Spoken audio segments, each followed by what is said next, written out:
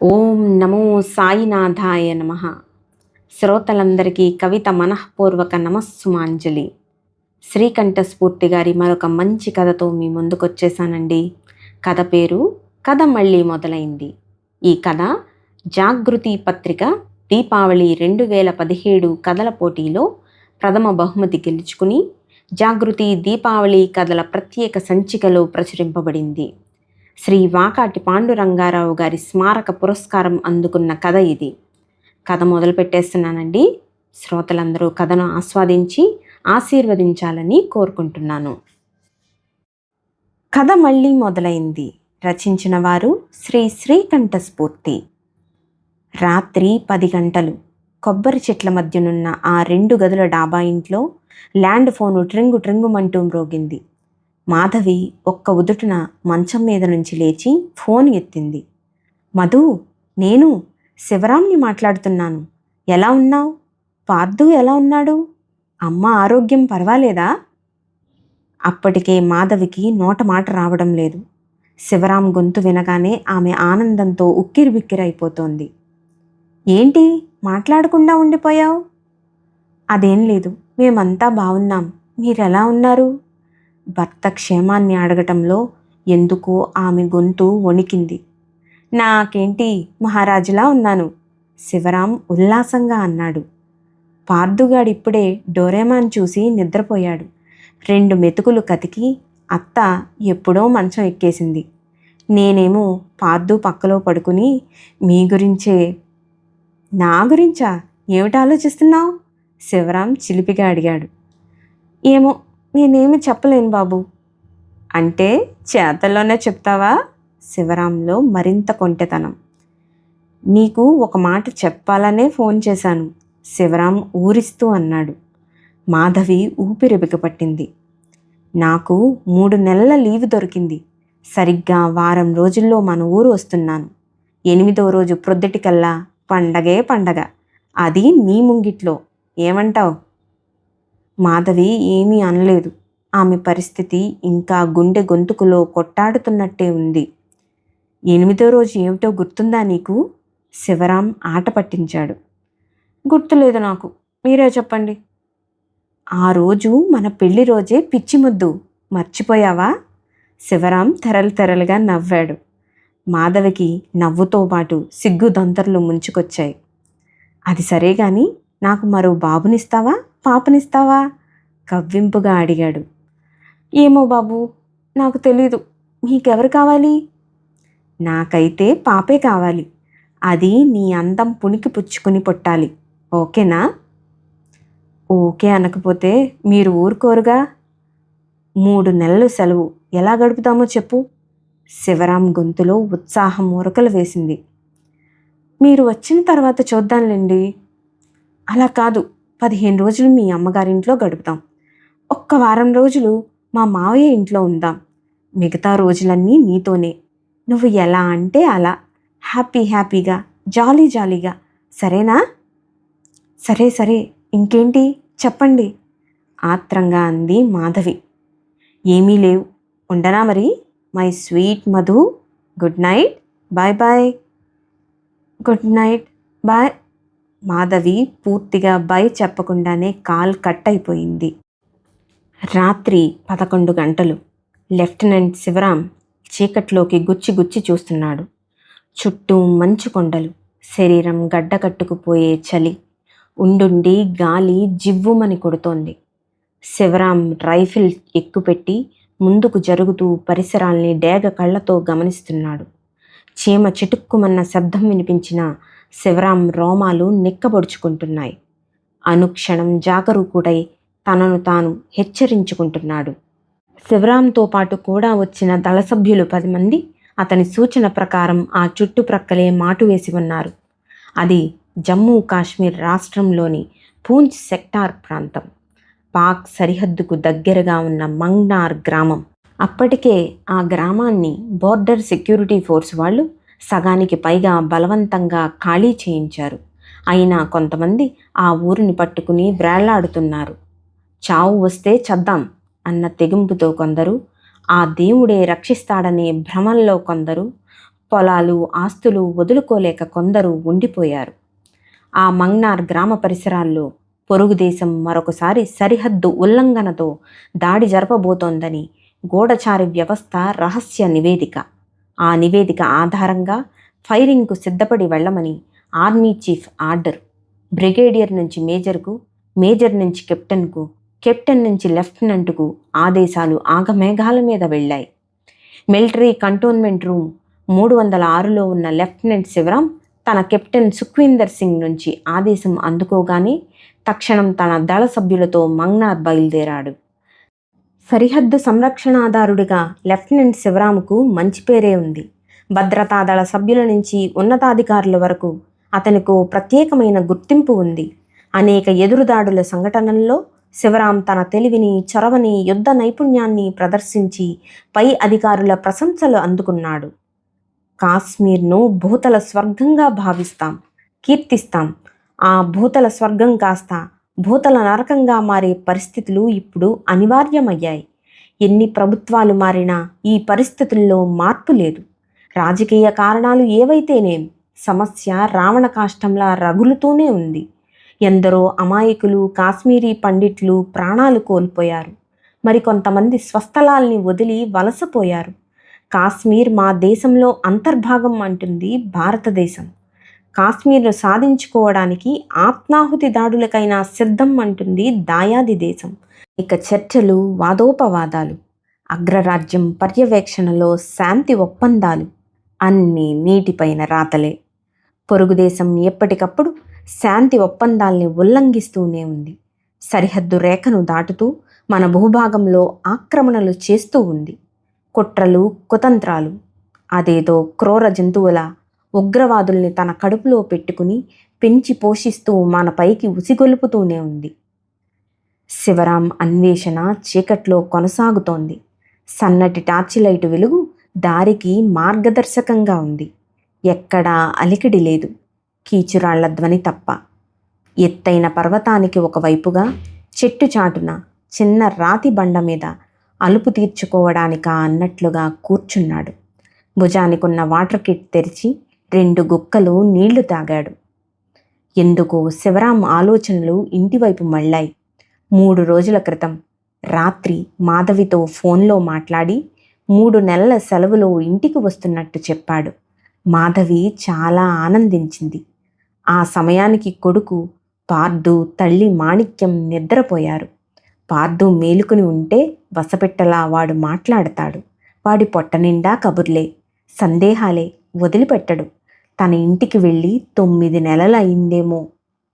తను తిరిగి వచ్చిన 3వ నెలలో కాబోలు అమ్మ ఫోన్ చేసి మాధవి కడుపుతో ఉందన్న తీపి కబురు చెప్పింది. తను ఎగిరికెంతేశాడు. మాధవికిప్పుడు 7వ నెల నిండింది. తను సెలవులో ఉండగానే నెలలు నిండుతాయి. దగ్గరుండి కాన్పు జరిపించాలి. ఇంటికి వెళ్ళిన తర్వాత అమ్మకి, మాధవికి అన్ని ఆరోగ్య పరీక్షలు చేయించాలి. అమ్మకు బీపీ ఉంది. అంతో ఇంతో ఆస్తమా ఉంది. పైగా వార్ధక్యం తోడు ఒకటి. ఇంటి ఆలోచనలతో కొన్ని నిమిషాలు ఏమరపాటుగా ఉన్న శివరాం ఏదో అలికిడితో వెంటనే అలర్ట్ అయ్యాడు. పరిసరాలు చుట్టూ పరికించాడు. దూరంగా ఎక్కడో రాత్రి పహారా జవాన్లు చేసే కవాతు బూట్ల శబ్దాలు చిన్నగా వినపడుతున్నాయి. తొలి జాము గడిచిపోయింది. 2వ జాము ఇట్టే దాటి వెళ్ళింది. 3వ జాము కూడా భారంగా ముందుకు వెళ్ళిపోయింది. నిరీక్షణ, నిరీక్షణ. శత్రు సంహారం కోసం సుదీర్ఘమైన నిరీక్షణ. ఆకాశంలో నక్షత్రాలు మిణుకు మిణుకుమంటున్నాయి. పాలపుంత తళుకులీనుతూ దర్శనమైంది. శివరాం మెలకువతో అన్ని దిక్కులా కలే చూస్తున్నాడు. ఎక్కడా అలికిడి లేదు. ఏ సూచన వినపడటం లేదు, కనపడటం లేదు. ఒకవేళ తమకు వచ్చిన ఇంటెలిజెన్స్ ఇన్పుట్ పొరపాటుగా వచ్చిందా? శివరాం ఆలోచనలు తడబడుతున్నాయి. 4వ జాము గడిచిపోయింది. తూర్పు ఆకాశం తెల్లబడుతోంది. నిద్రలేమితో, బడలికతో కళ్ళు భారంగా వాలిపోతున్నట్టు ఏదో మాయలాంటి, మత్తులాంటి కొన్ని క్షణాల చిన్న కొనుకు. అదిగో అప్పుడే పరిసరాల్లో పెద్ద కలకలం. ఉన్నట్టుండి చాలా దగ్గరగా పిడుగుల్లాంటి శబ్దాలు. శివరాం ఒక్కసారి సింహంలా ఒళ్ళు విదిలించుకున్నాడు. ఫైర్ అంటూ దిక్కులు పిక్కటిల్లేలా అరిచాడు. సహచర సైనికులు ఫైరింగ్ మొదలైంది. తుపాకుల పొగలు సెగలు కక్కుతున్నాయి. ధన్ ధన్ ధనాధన్. చొరబాటుదారులు చాలా ముందుకు వచ్చేశారు. శివరాం దూసుకుపోతున్నాడు. అటూ ఇటూ సూటిగా చూస్తూ ముందుకు జరుగుతున్నాడు. ఎదురు కాల్పుల్ని తప్పించుకుంటున్నాడు. శివరాం చేతిలో తుపాకీ ధాటిగా గుళ్ల వర్షం కురిపిస్తోంది. చుట్టూ ధన్ ధన్ ధనాధన్ శబ్దాలు. ప్రకృతి బీతిల్లిపోయినట్టు చెట్ల మీద పక్షులు చెదిరిపోయి అరుస్తున్నాయి. నిద్రలో ఉన్న మిగిలిపోయిన మంగ్నార్ గ్రామస్తులు దద్దరిల్లిపోయిన శబ్దాలకు అదిరిపడి లేచి బిక్కు బిక్కుమంటూ దైవ ప్రార్థనలు చేస్తున్నారు. అరగంట సేపు సాగిన బేకర పోరు హఠాత్తుగా ఆగిపోయింది. పర్వత శిఖరానికి దగ్గరగా దూసుకుపోయిన శివరాం ఒక చెట్టు చాటుగా నిలబడి అలసటను ఆయాసాన్ని అదుపు చేసుకున్నాడు. నిశితంగా నడిచి వచ్చిన దారిని గమనించాడు. దాటి వచ్చిన పొదల్ని పరికించాడు. శివరాం ఆనందం అర్ణవమై ఎగిసింది. అక్కడక్కడ నేల కొరిగిన 3 శవాలు, కాదు కాదు 4, కానే కాదు 5. Oh my India, I love India, I'm proud of India. ఈ తుపాకీ దాటికి 5 ముష్కరులు నేల కొరిగారు. కాదు కాదు, లెఫ్టినెంట్ శివరాం 5 ఉగ్రవాదుల్ని మట్టు పెట్టాడు. ఓహో! శివరాం పట్టరాని ఆనందంతో వెనక్కి తిరిగాడు. అతనికి ఉద్వేగంగా ఉంది, ఉత్తేజంగా ఉంది. గర్వంతో గుండె ఉప్పొంగిపోతోంది. సంతోషంగా శిఖరం దిగుతున్నాడు. సహచరుల ఆచూకీ కోసం చుట్టూ అన్వేషిస్తున్నాడు.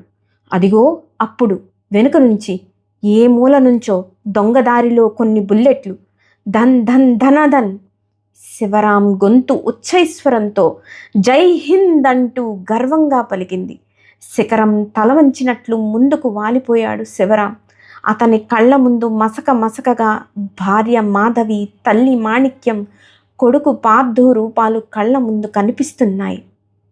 రాత్రి 9 గంటలు. మాధవి 4 ఏళ్ల కొడుకు పార్థుని పక్కలో పడుకోబెట్టుకుని జోలపాడుతోంది.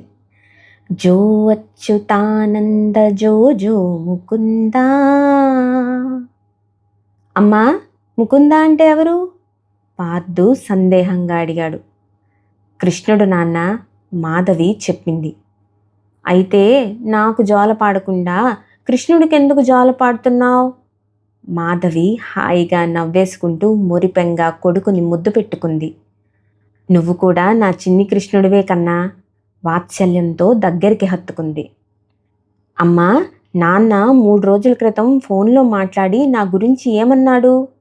పార్థు సాలోచనగా అడిగాడు. బాగా బొవ్వ తినమని, బుద్ధిగా చదువుకోమని, డోరేమాన్ని ఎక్కువగా చూడొద్దని చెప్పారు. సరేనా? అమ్మా అమ్మా, నాన్న ఎప్పుడొస్తారు?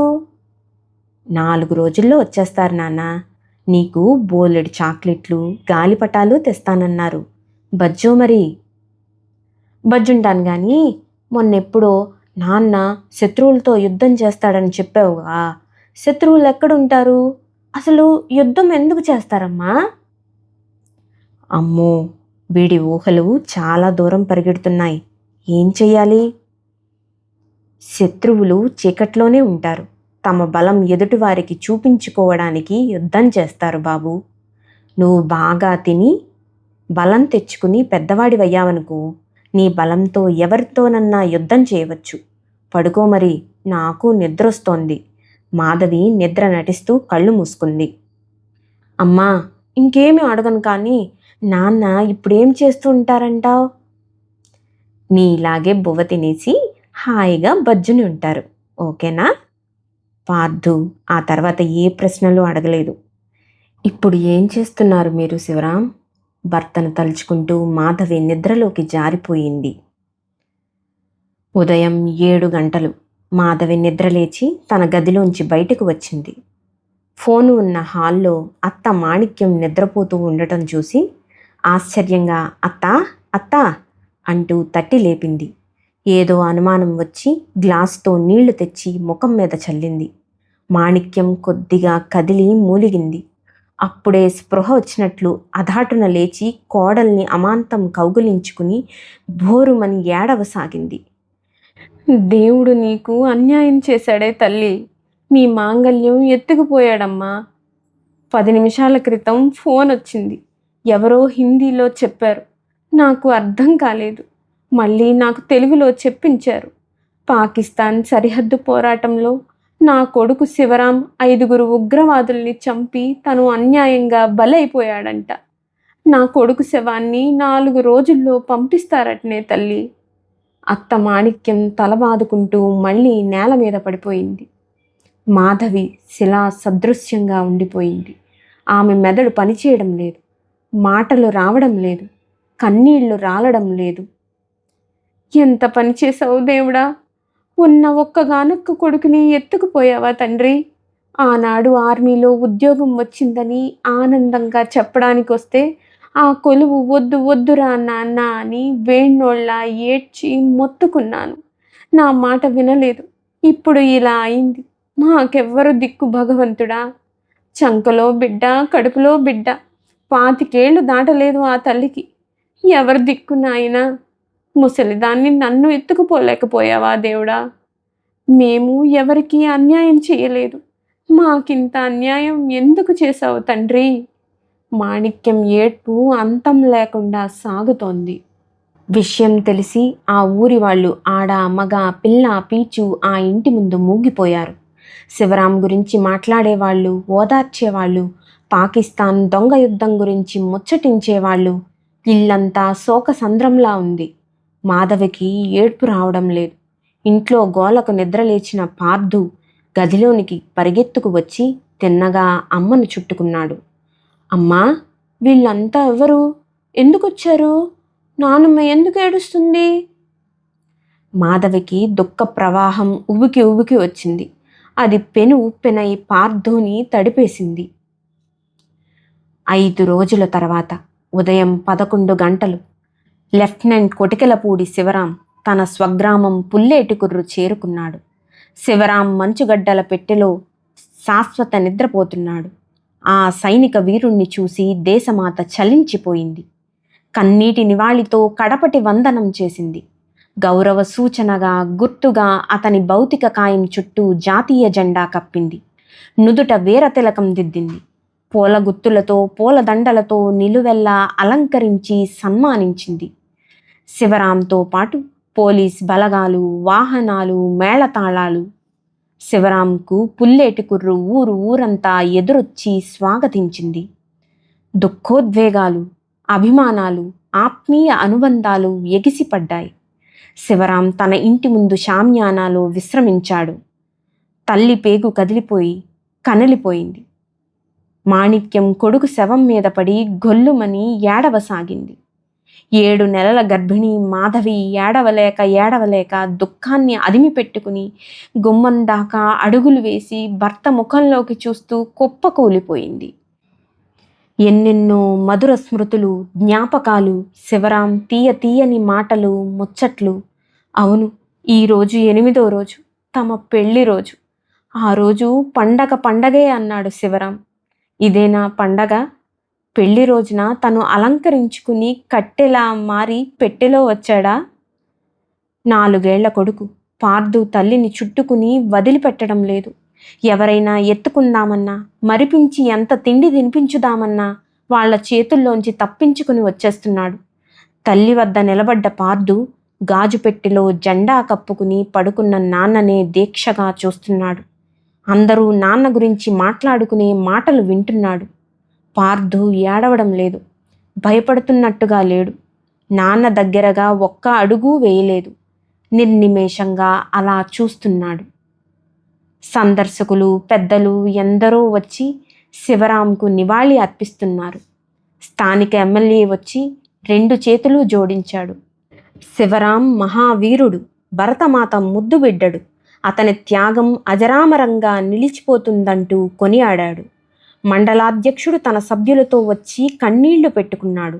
ఇలాంటి మహావీరుల వల్లే మనం స్వేచ్ఛగా ఊపిరి పీల్చుకుంటున్నాం అంటూ ఉద్వేగంగా మాట్లాడాడు. వచ్చిన వాళ్ళందరి దగ్గర తల్లి మాణిక్యం ఒక్కటే స్వరం పలుకుతోంది. సైన్యంలో చేరవద్దురా, ఈ ఉద్యోగం చేయవద్దురా అని మొత్తుకున్నాను. నా మాట వినలేదు. మమ్మల్ని ఇలా అర్ధాంతరంగా వదిలిపోయాడు. మాకు దిక్కెవ్వరు తండ్రి అని. జిల్లా కలెక్టర్ స్వయంగా వచ్చాడు. భార్య మాధవి, కొడుకు పార్థు, తల్లి మాణిక్యం సమక్షంలో ప్రభుత్వం తరపున ఒక పత్రం చదివి వినిపించాడు. శివరాం లేని లోటు తీరనిది. మీరు అధైర్యపడవద్దు, బెంగపడవద్దు.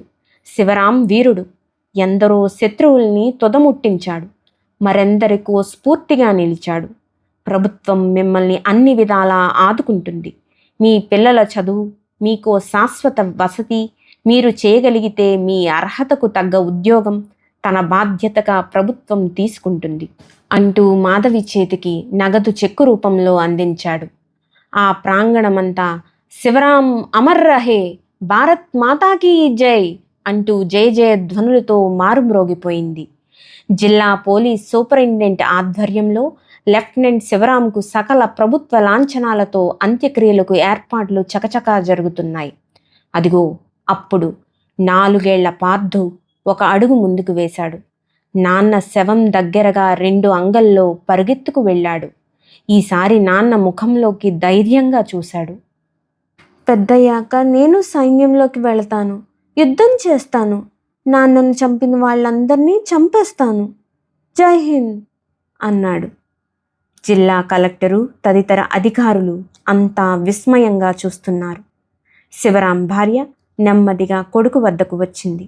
ఆర్తిగా దగ్గరకు తీసుకుంది. పార్థు తల మీద తన 2 చేతులు వేసింది. అవును, నిజం.